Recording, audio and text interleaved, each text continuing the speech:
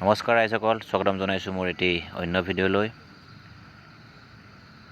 আজি আপোনালোকক দেখাব ওলাইছোঁ মৰা নদীৰ পাৰত অৱস্থিত শ্ৰী শ্ৰী গণেশ শিৱ মন্দিৰ জাওবন, মৰা নদীৰ পাৰ, বৰপেটা। মহাশিৱৰাত্ৰি পূজাৰ আয়োজন কৰা হৈছে। গতিকে সমূহ ভক্তপ্ৰাণ ৰাইজৰ সহায় সহযোগ তথা উপস্থিতি আমি আন্তৰিকতাৰে কামনা কৰিলোঁ। মন্দিৰ পৰিচালনা কমিটি। তো মন্দিৰৰ এটি দৃশ্য আপোনালোকক প্ৰথমতে দেখাই লওঁ, আহকচোন। দৃশ্যটো আপোনাক মই দেখাই গৈ আছোঁ, আপোনালোকে ভিডিঅ'টো প্ৰত্যক্ষ কৰক। আমবাৰীহাটীৰ পেট্ৰল পাম্পৰ সন্মুখত থকা জাওবনৰ ভিতৰত এই গণেশ মন্দিৰ অৱস্থিত। এই মন্দিৰৰ বিষয়ে কিছুসংখ্যক লোকে ভালকৈ গম পায় আৰু কিছুসংখ্যক লোকে এই মন্দিৰৰ বিষয়ে ভালকৈ গম নাপায়, যাৰ কাৰণে আজি ভিডিঅ'টো বনাব লগা হৈছে। এয়া চাওক মন্দিৰৰ দৃশ্য। প্ৰতি বছৰে আমাৰ বানপানীয়ে আমাৰ মন্দিৰটো বহুখিনি ক্ষতিসাধন কৰে, যাৰ ফলত আমাৰ মন্দিৰ ভাঙি চিঙি চুৰমাৰ হৈ অস্তিত্ব নোহোৱা হৈ যায়।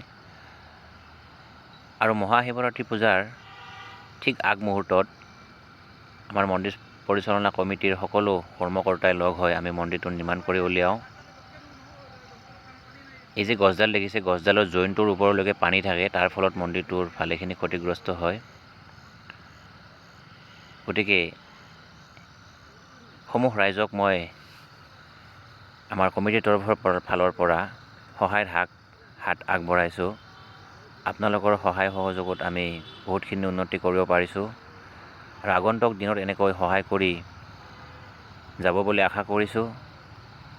গতিকে মন্দিৰৰ আমাৰ যিখিনি যাৱতীয় সামগ্ৰী, বাঁহ, টিন, চূণ, ভক্তসকলে এতিয়ালৈকে কিছু ভক্তই আমাক বস্তুখিনি আগবঢ়াইছে।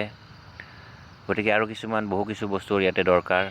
গতিকে আপোনালোকক সহায়ৰ হাত আগবঢ়াইছোঁ, আপোনালোকে সহায় কৰক। মন্দিৰটো বনাই পুনৰ নিৰ্মিত কৰি আমি ধুমধামেৰে মহাশিৱৰাত্ৰি পূজা উদযাপন কৰিম বুলি আশা কৰি আপোনালোকৰ সন্মুখত ভিডিঅ'টো এৰি দিলোঁ। আপোনালোকৰ পৰা সঁহাৰি পাম বুলি আশা কৰিলোঁ। ধন্যবাদ। ওম নমঃ শিৱায়।